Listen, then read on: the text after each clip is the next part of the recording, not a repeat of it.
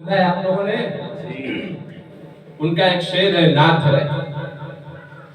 उन्होंने कहा है कि अमीने हर को सदा भी यही कहीं होगा।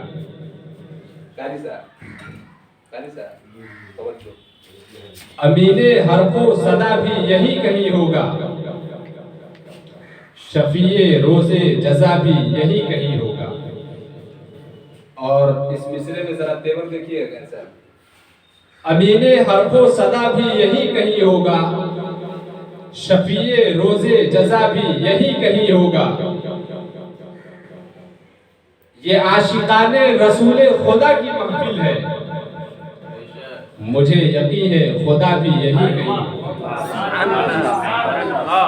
मुझे यकीन है खुदा भी यही कहीं होगा। और अब बस वो हजरत मौलाना असद मदनी साहब का वो शेर याद आ रहा है कि नाज करते हैं मलक ऐसी जमीन पर हसान रहमतुल्लाह अलैह। नाज करते हैं मलक ऐसी जमीन पर हसान, जिस जगह दो चार घड़ी नाते नबी होती है। अगर थोड़ी सी इधर उधर हो गई हो तो माजरत चाहूंगा। अब इसके बाद